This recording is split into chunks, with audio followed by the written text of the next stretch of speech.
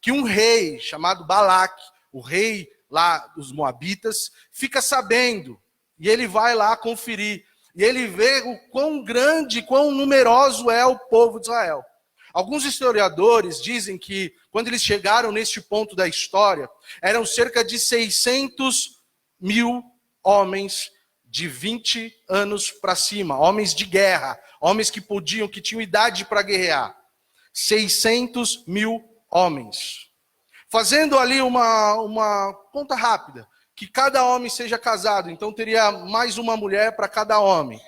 E que cada homem, porque se tem uma coisa que judeu preza, é a palavra que diz, crescei-vos e multiplicai-vos. O judeu gosta de ter filho, ele segue a risca. Então, tirando aí que seja uma casa de 5 pessoas, fosse uma tenda com 5 pessoas, 600.000 vezes 5 dá 3 milhões.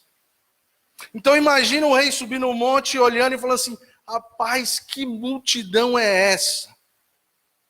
Oh, meu Deus, eu me perco, irmão, calma. Eu preciso ficar atrás do leão para esconder a barriga. Pronto. Né? Para ajudar. Ficar aqui atrás.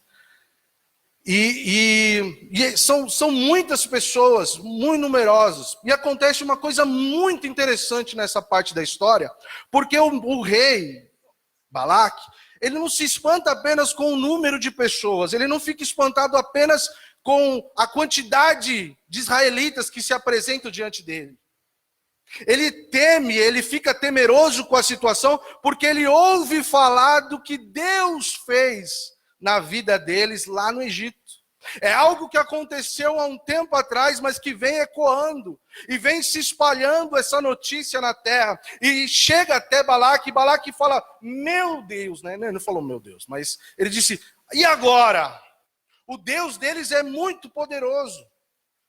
O Deus dele livrou eles da mão do Egito, e Egito era uma grande potência. Egito era uma potência mundial, e Deus fez eles saírem do Egito. Deus resgatou com mãos poderosas, e isso vem ecoando, se espalhando pela terra essa história. E diz a palavra que Balaque então tem uma brilhante ideia. Naquela época, tinha um profeta de renome. Um rapaz que era conhecido porque ele manda chamar um sujeito chamado Balaão. Profeta, diz a palavra. E ele manda os seus príncipes irem atrás de Balaão para trazer Balaão para amaldiçoar o povo de Israel. E eu conjecturo, né? Penso, a Bíblia não diz, mas com certeza esse cara tinha uma fama.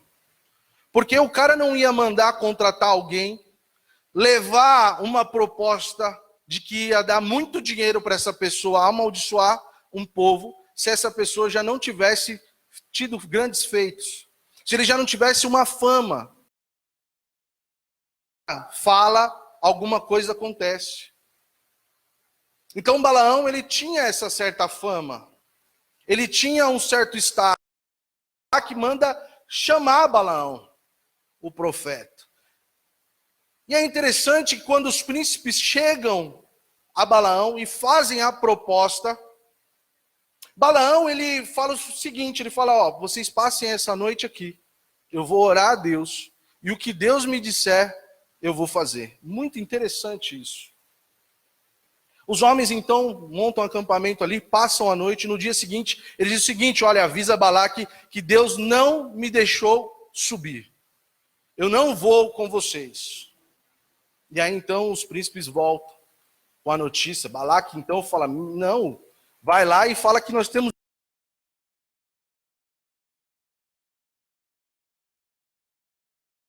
Os homens voltam até Balaão e fazem a mesma proposta.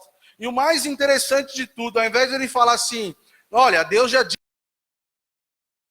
passa aqui de novo à noite. Eu vou de novo falar com Deus e aquilo que Deus mandar, eu faço.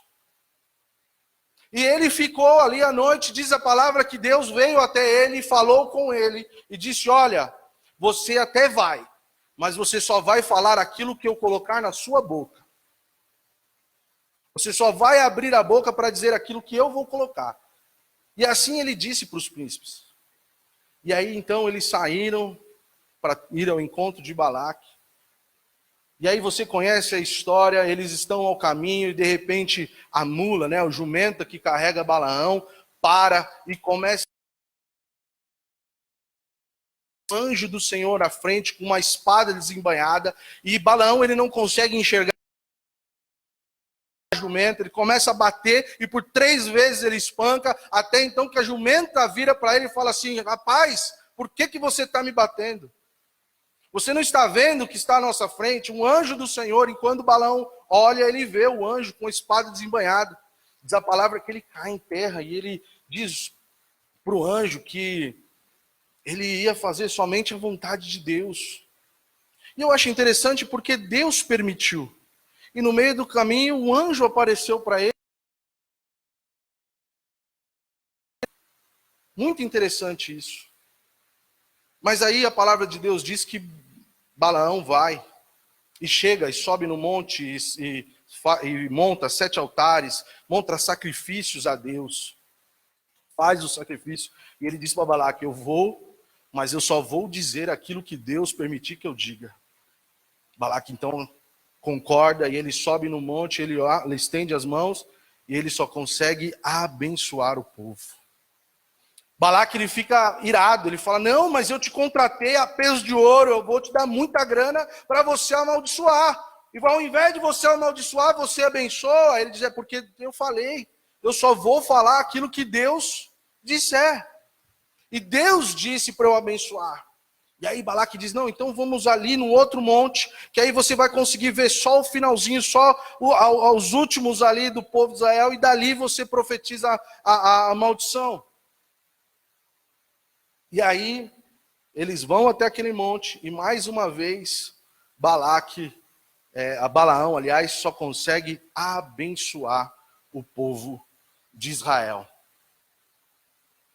Isso me chama atenção, porque não diz aonde Balaão morava, mas não diz que Balaão era profeta de Israel. Balaão, ele não pertencia ao povo de Israel. Balaão, ele não era desta linhagem sacerdotal, ele não acompanhava o povo, mas ele falava com Deus. Ele conversava com o Senhor, Deus falava com ele. Deus se revelava através dele. Deus falava com esse homem. Olha só que interessante. E a gente se surpreende muitas vezes, o D estava aqui de manhã, de um dia que a Aimee ligou para ele desesperado, estava passando mal, e ele todo desesperado, não sabia o que fazer, ele falou, olha, o rapaz mais atribulado, aquele cara que você fala, nossa, esse aí nunca vai sair nada de bom, foi o cara que chegou para ele e falou assim, calma, confia em Deus. É Deus usando a vida daquele homem para falar com o servo de Deus que está ali desesperado, olha que interessante. E a gente acha que que Deus é a exclusividade da igreja. Que Deus é a exclusividade do pastor, Deus é a exclusividade do apóstolo, e eu vou falar para você, Deus é a exclusividade do mundo. Deus está para todos. Deus, ele não se limita a 4 paredes, Deus não se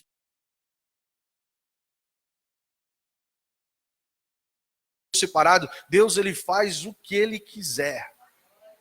Deus, ele faz da forma que ele quiser. Às vezes a gente tenta engessar Deus, padronizar o agir de Deus. Olha, Deus só faz dessa forma.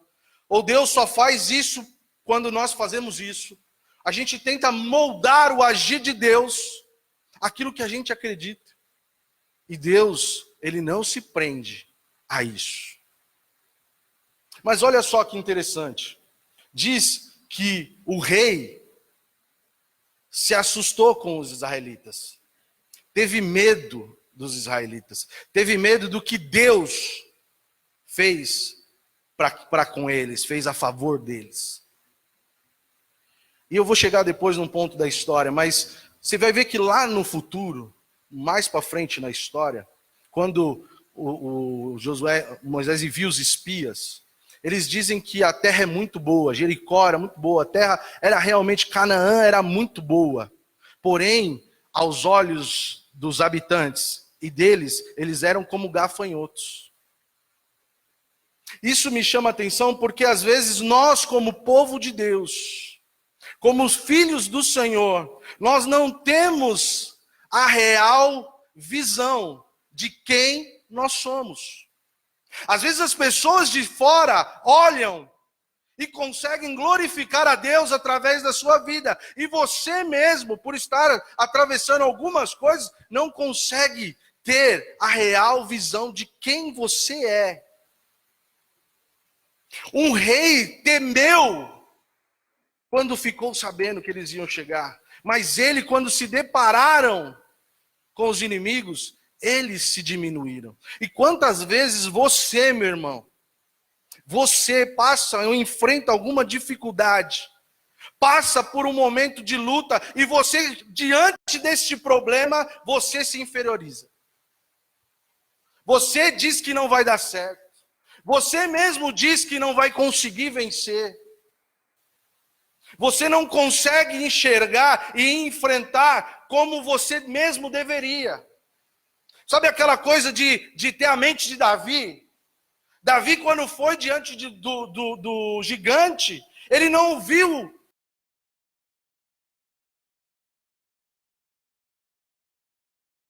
Chega diante das nossas lutas enxergando as nossas condições, que são limitadas, que são frágeis. A sua fé, a minha fé, é muito frágil. Ah, não é, pastor. Eu estou firme na rocha. Eu estou com o pé firmado. Eu estou aqui de pé. Irmãos, glória a Deus porque você está de pé. Mas quantas vezes as suas pernas não fraquejaram na caminhada? A gente conversa com pessoas hoje dentro da igreja que estão cansadas. Estão tristes, desesperançadas. Estão desacreditadas. Mas não é cansaço físico apenas. É aquela coisa de, eu sei a palavra, pastor. Eu conheço Deus. Eu sei o que Deus pode fazer, mas quando eu olho para a minha vida, nada se encaixa. Quando eu olho para a minha vida, a palavra parece que não casa. As promessas de Deus parece que não fazem parte para mim. Não vem, é distante. O que eu creio que poderia estar acontecendo na minha vida e a minha vida como deveria estar e como ela está hoje é muito longe, pastor. Muito distante. Isso desgasta a nossa fé. Isso desgasta o nosso emocional. E tudo isso acaba influenciando na forma como você se enxerga, como você se vê. Amém? Amém? Mas Deus é Deus de transformação, assim como nós já falamos nessa noite. Mas por que é interessante e é importante nós conhecermos esta história? Porque às vezes a gente lê história no Antigo Testamento e diz assim, mas é lá para o Antigo Testamento, pastor. É lá para aquela época, para agora é difícil aplicar. Então eu queria que você abrisse a sua Bíblia, por favor, no livro de Apocalipse. Capítulo de número 2.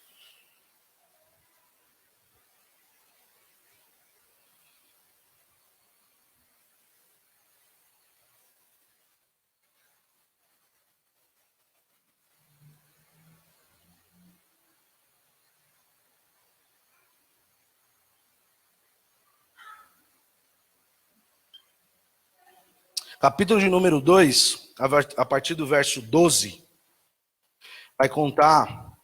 vai narrar para nós a carta de Jesus ao anjo da igreja de Pérgamo.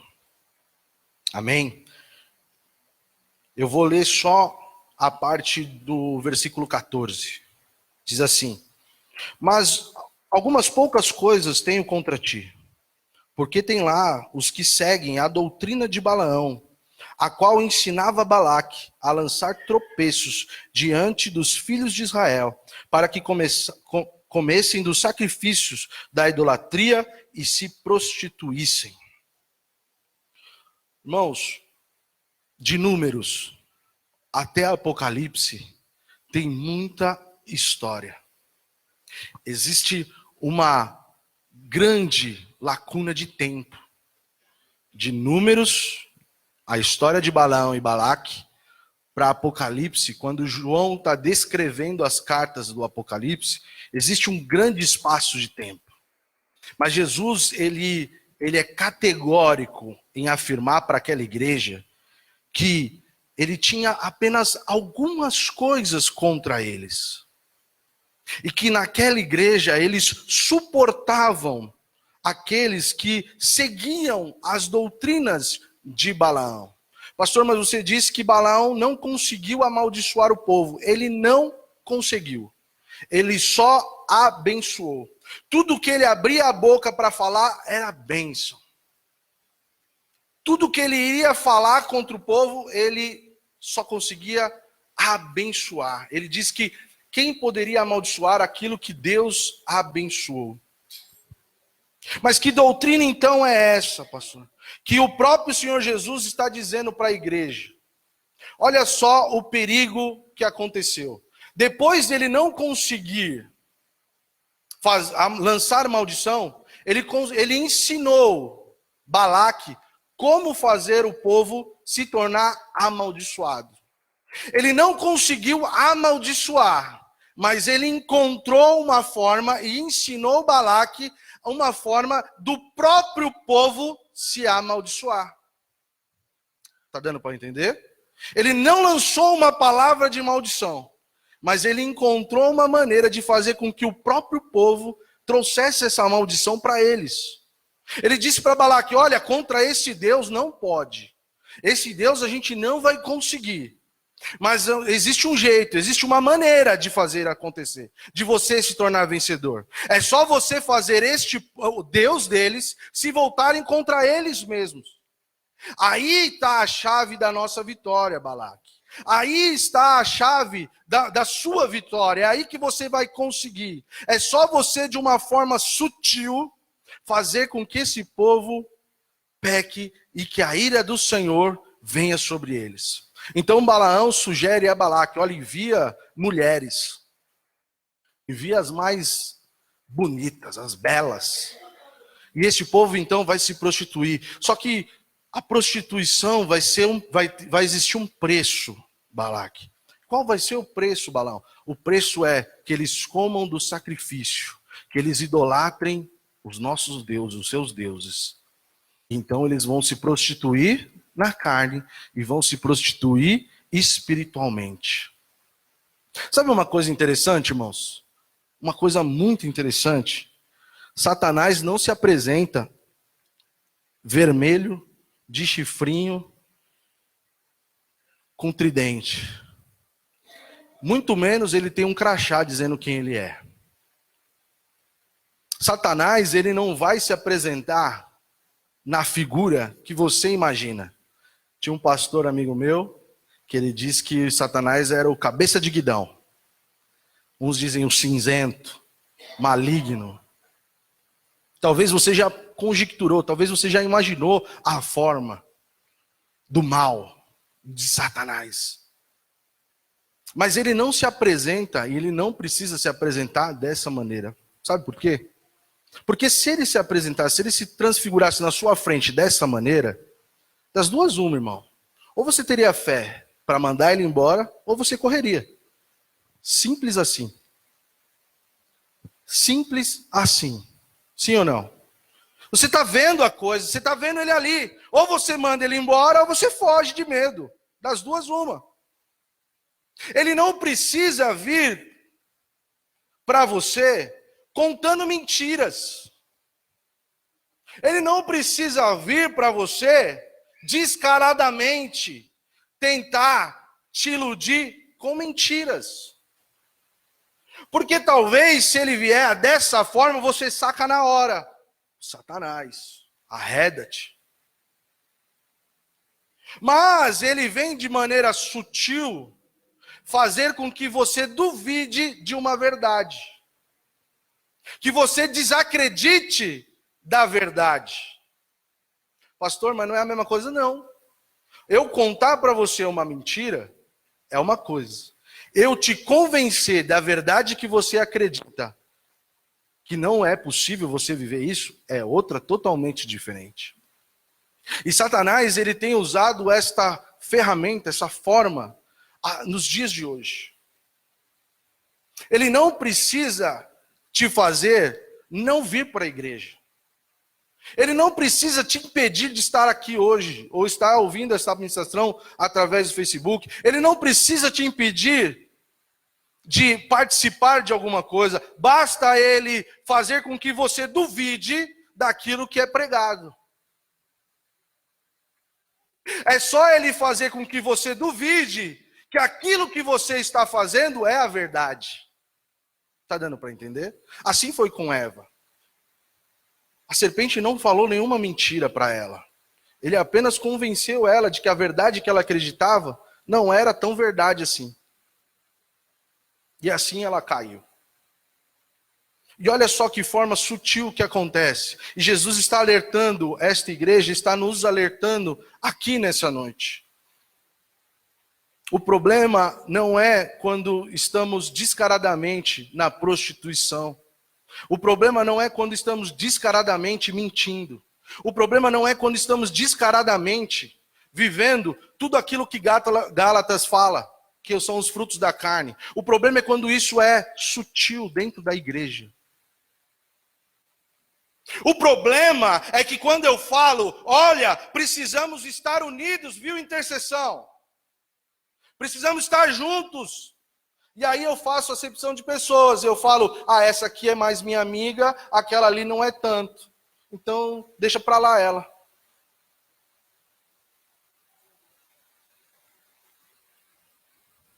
Ou quando eu pego e de uma forma sutil, eu falo, ela não quer vir, né? Deixa ela lá. Eu até acho que eu devia chamar a fulana para estar na igreja, mas ela não quer vir, né? Deixa ela lá. Ou quando uma forma sutil existe a disputa para quem é o melhor dentro da igreja. Não precisa ser descarado. Eu não preciso me declarar oponente, né? Eu não preciso ser, como é que fala? Rivalidade. Sabe aquela coisa de corintiano e palmeirense?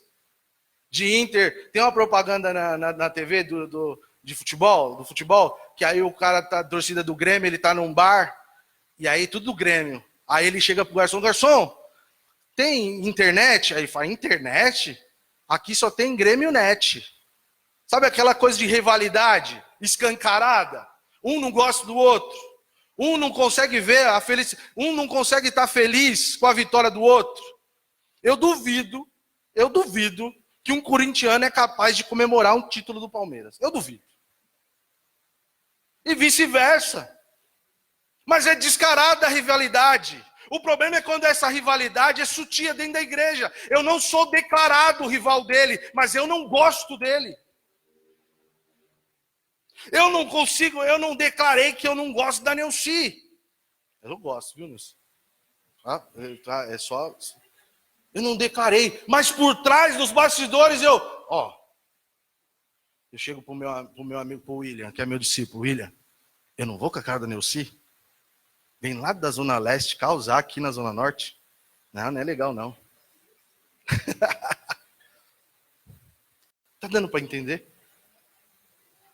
O problema é quando não é descarado. O problema é quando não é revelado. O problema é quando é sutil. A proposta de Balaão é de uma forma sutil entrar no povo de Israel e fazer com que o povo de Israel, eles mesmos se amaldiçoem. Sabe aquela coisa de disputa? Disputa de ministério, disputa de microfone, disputa para quem prega, para quem não prega, para quem faz, para quem não faz. Eu faço melhor, eu faço mais bem. Não. Essa disputa é a doutrina de Balaão. A rivalidade dentro da igreja, sutil. Balaão entrou na igreja de uma forma sutil. Ele não precisou impedir, ele não precisou amaldiçoar. Ele apenas distorceu uma verdade. A palavra de Deus diz, Paulo nos ensina que é o seguinte: você pode falar a língua dos anjos, você pode falar a língua dos homens, você pode fazer o que você quiser, dar o seu corpo para ser queimado. Agora, se não for com amor, nada disso tem valor. Eu posso pregar o que prego, eu posso falar o que for, eu posso ser o melhor orador. Se não tiver amor às pessoas, nada disso vale. Se eu não conseguir te trazer para um corpo, se eu não conseguir fazer você fazer parte de um corpo, isso não tem valor. Eu posso ser o melhor cantor aqui, mas se eu consigo fazer distinção, separação, isso não é amor. E sem amor, querido, não tem validade. Você está perdendo o seu tempo. Pastor, mas não tem isso na Efrata. Glória a Deus, eu estou falando com o povo lá do Facebook. Nós estamos aqui só tendo um pano de fundo, amém? Eu até entendo que existem pessoas que têm mais afinidade umas com as outras. Eu entendo que dentro da igreja a gente tem amizades mais próximos. Pessoas que têm o mesmo pensamento, às vezes a mesma história de vida. Pessoas que, por exemplo, mães com filhos adolescentes, passando pelas mesmas dificuldades, porque adolescente é tão fácil de cuidar, sim ou não? Quem tem filho adolescente aí? O abençoado ali da trabalho, não? O menino aqui? É tranquilo? Glória a Deus. Tenho um que está entrando na adolescência. Mas ele é tinhoso igual a mãe. Cabeça dura igual a mãe. E a mãe é misericórdia. Os dois bicudo. O Isaac, ele não engole. Se ele acha que ele está certo, irmão, é só se Deus vir na terra e falar assim, você está errado. Às vezes ele se cala. Não fala nada. E está ouvindo você falar. E no final ele fala assim, mas eu estou certo. Eu fui numa reunião na escola dele. E o professor falou assim, nossa, o Isaac não tem o que falar. Estudioso, inteligente. Olha, participa, assim, das aulas. É interessado. É um dos primeiros a querer responder. Participa da aula. O problema é que ele não gosta de ser corrigido. Aí teve uma prova que ele tinha que fazer um desenho. E eu não lembro o que era o desenho, mas ele falou, pai, eu estudei as cores da bandeira. Eu estudei a história, eu fiz a bandeira da cor que era. Eu desenhei a indústria, eu desenhei não sei o que lá. Tudo com significado, pai. Um símbolo de cada coisa que eu precisava dizer. E eu não tive nota. Fiz tudo bonito, pai. A única coisa que o professor falou foi que eu não tinha pintado. Pai, mas o desenho não está lá? Está dizendo lá, desenhe algo que faça isso. Não está dizendo, desenhe e pinte. Está errado ou está certo? Na minha opinião também. Qualquer um de nós talvez passaria batido essa coisa. Puxa, é verdade, eu fiz o desenho e não pintei, né? Mas ele se atentou a pergunta, a proposta era, desenhe, não pinte. E pai, o menino fez um desenho feio. Não tinha nada a ver com nada. Aí ele pintou e ganhou nota maior que a minha. Aí eu fui reclamar com o professor. O professor ainda tentou me convencer de que eu estava errado, pai. O menino não consegue. Ele não admite. Tem 13 anos. 13 anos. Mas às vezes a gente troca experiência com alguns pais e que passam por, não esse problema, mas algumas coisas de atitudes com os filhos são bem parecidas. Isso nos torna algumas pessoas mais ligadas umas com as outras. Às vezes a idade. Às vezes a idade também, o pensamento é muito parecido um com o outro e acaba criando afinidade. E não é isso que nós não devemos ter na igreja. O que eu não posso ter dentro da igreja são facções, distinções.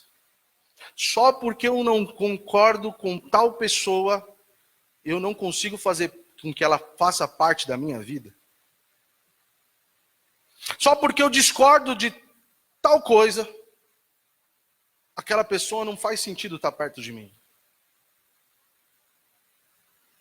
Eu não consigo atrair a pessoa Eu não consigo incluir a pessoa no corpo. Eu tento afastar ela de mim porque não faz sentido ela estar perto de mim. Nós não combinamos. Nós não fazemos parte do mesmo pensamento. Pastor, isso não existe na Efrata. Glória a Deus. Nós estamos pregando só para o Facebook. Amém? Amém? Olha o silêncio da morte. Amém? Glória a Deus.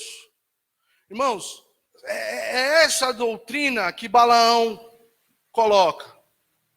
Infiltra pessoas dentro do povo de Israel, mulheres bonitas, que vão seduzir as pessoas, que vão seduzir os homens, e quando elas seduzirem eles, façam com que eles se prostituam com os nossos deuses. E sabe o que acontece? Pessoas vêm para a igreja, estão na igreja, estão dentro aqui do ministério, trabalham na igreja, e sabe qual é o Deus dela? O ego. E aí ela chega para a pessoa, sutil, a minha amiga, e convence essa pessoa de que satisfazer o ego dela, que é o importante. Está dando para entender sim ou não? Eu convenço essa pessoa de que as minhas ideias são melhores que as dos outros.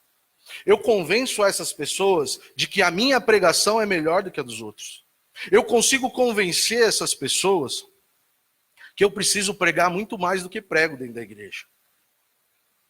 Irmãos, eu vou falar algo para você, não é algo que eu me vanglorie, mas é algo que eu sempre pratiquei e sempre vou praticar. Eu nunca pedi e nunca vou pedir para pregar. Nunca. O apóstolo ali atrás, ele pode me desmentir se eu estiver falando mentira aqui. Eu nunca cheguei para ele e disse assim: apóstolo, eu quero pregar hoje. Apóstolo, me deixa pregar mais. Eu tenho que ter mais oportunidade. A única coisa que eu falei uma vez e me arrependi foi: poxa, estou sendo esquecido? Tem que lembrar mais de mim, apóstolo. Está lembrando que todo mundo está esquecendo de mim. Mas eu jamais vou falar, eu preciso fazer mais. Porque eu entendo que aquilo que faço, não faço por mim. Eu entendo que faço porque Deus assim o quis. E se Deus me colocou aqui é para fazer a vontade dEle. E se eu não estiver fazendo a vontade dEle com amor, não tem menor nexo eu estar aqui fazendo as coisas. Para que ter mais oportunidade se não for para fazer aquilo que Deus quer que eu faça? Para que ter mais oportunidade se eu não consigo fazer com amor? Se eu não consigo pregar com amor? Pastor, mas você está aqui acusando Deus e todo mundo. Não, não estou acusando não. Eu estou revelando uma prática que o Jesus disse para a igreja de Pérgamo. Existem alguns que toleram a doutrina de Balaão. E não é você ou você, é a igreja. E nós estamos aqui ouvindo porque o Espírito Santo está tentando assim: estou alertando que existe dentro de vocês, dentro do meio que vocês estão convivendo, dentro disso que vocês chamam de igreja, existe alguns que toleram esse tipo de doutrina, esse tipo de coisa. E olha que interessante, Balaão e Balaque é uma história muito conhecida. Bem conhecida. O que eu não sabia é que o que ele fez ecoou tanto no Novo Testamento. O que ele fez, 3 escritores diferentes usaram o exemplo dele. Primeiro foi João, aqui em Apocalipse. João, só. Como que era o nome daquele negócio? O professor estava na sala, ele falava que tinha que escrever. Como era o nome? Ele entregou a idade. Não tem mais hoje. Nós somos da época do ditado. Jesus ganhava nota de caderno, irmão, quando eu estudava. Então tinha um professor de história, Carlão, lá no Cardozão. Ele sentava na mesa, abria uma página qualquer aleatória do livro e falava: ó, começa a escrever aí. Na terceira linha eu já tinha parado e só Jesus na causa. Mas aqui João está recebendo um ditado, ele está transcrevendo aquilo que Jesus disse. Mas olha que interessante. Abre aí, por favor, no livro de 2 Pedro.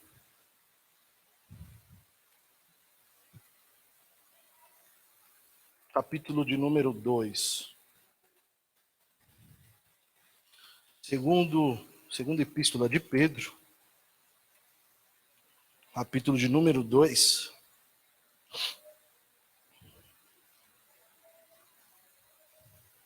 Eu vou ler a partir do verso 14. Diz assim: tendo os olhos cheios de adultério,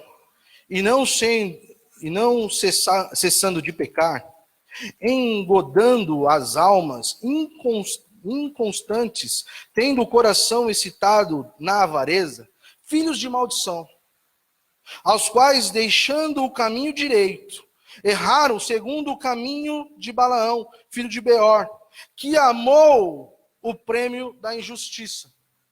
Lembra que eu comecei contando a história de Balaão? Que ele recusou da primeira proposta, ele não aceitou de cara ir amaldiçoar o povo. Lembra que eu disse que Balaão, ele falava com Deus? Quantos lembram? Eu falei, gente. Falei ou não falei? Balaão falava com Deus, sim ou não? Falava, sim ou não? Amém. E ele não aceitou de primeira. Balaão, ele falava com Deus, e ele ouvia e obedeceu de cara a voz de Deus. O problema é que Pedro, ele descreve muito bem o finalzinho do versículo 15. Balaão amou muito mais o prêmio da injustiça. Irmãos, é uma responsabilidade muito grande falar da palavra de Deus. Pregar o evangelho. Estar liderando um ministério. Estar à frente de alguma coisa dentro da igreja. É uma responsabilidade muito grande porque a sua vida depende muitas vezes do que eu falo aqui. Porque ou o apóstolo prega aqui, ou o pastor Rodrigo prega aqui, ou a Jaizinha prega aqui, ou o Alex prega aqui. Porque a gente pode, de uma maneira sutil, te induzir a errar, te induzir a pecar. E ao invés de eu te levar para perto de Deus, eu te afasto dele. Eu não preciso, descaradamente, chegar aqui e contar um monte de mentiras e fazer você desistir da sua fé com mentiras. Eu posso apenas pegar o conhecimento que eu tenho da palavra, manipular ela ao meu favor e te convencer de que aquilo que eu estou falando, porque está na Bíblia, é uma verdade que você deve seguir. Sabe por quê? Porque, olha só que interessante, o conhecimento, ele liberta as pessoas. Jesus, ele disse, e conhecereis a verdade, e a verdade, o conhecimento liberta a nossa mente. O conhecimento nos liberta de heresias.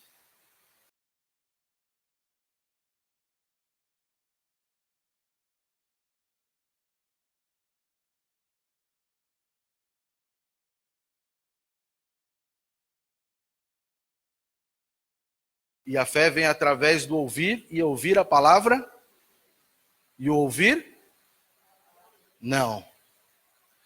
Ele diz, a fé vem pelo ouvir, e o ouvir pela palavra de Deus. Não é ouvir a palavra de Deus. É ouvir o Espírito Santo falar através da palavra. É sentir, latejar no coração a palavra. Não é simplesmente ouvir a palavra. Eu vou te dizer, eu tenho raiz assembleiana. Eu fui criado, né, no meu caminhar evangélico, vamos dizer assim, cristão. Eu me converti na Assembleia de Deus. E eu vou falar para você, eu cresci como cristão, ouvindo que eu deveria buscar primeiramente o reino de Deus e todas as coisas me seriam acrescentadas. Eu cresci dentro, e não estou falando mal da igreja, entenda isso, amém? Eu estou dizendo que eu cresci ouvindo que todas as coisas me seriam acrescentadas se eu buscasse a Deus. Se eu viesse para a igreja, a minha vida era transformada. Eu teria tudo o que eu queria. Porque me ensinaram que todas as coisas me seriam acrescentadas. Todas as coisas. E eu acreditava, irmão. Eu falava, não, todas as coisas me serão acrescentadas. Eu vou conquistar isso, eu vou conquistar aquilo, eu vou conquistar aquilo outro. Por quê? Porque eu estou indo para a igreja e tudo mais. Mas olha como é sutil. A palavra de Deus diz, e buscar em primeiro lugar o reino de Deus, e estas coisas serão acrescentadas.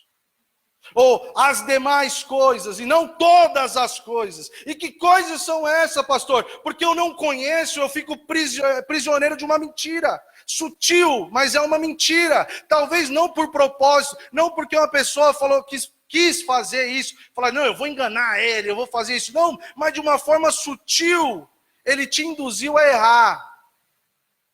Porque a palavra diz que estas coisas, que coisas? As vestes, o alimento. Está dando para entender que é sutil?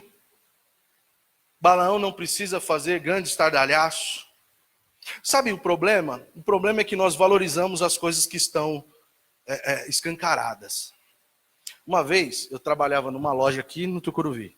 Não vou falar porque eles não estão patrocinando, então não vou falar. Mas eu trabalhava ali no Tucuruvi.